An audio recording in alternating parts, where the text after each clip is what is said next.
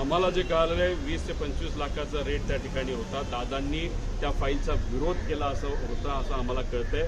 कोकाटे जे मंत्री होते आधी त्यांनी सुद्धा त्या बाबतीत विरोध केला होता असं आम्हाला कुठेतरी त्या ठिकाणी कळतंय.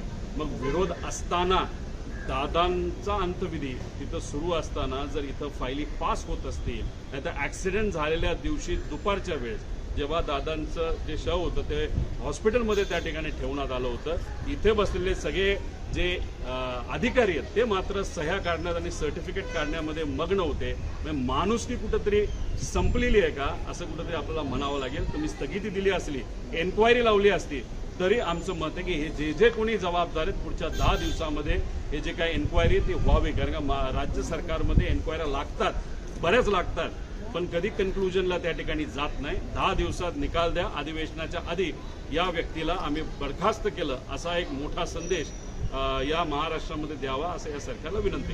मेट्रो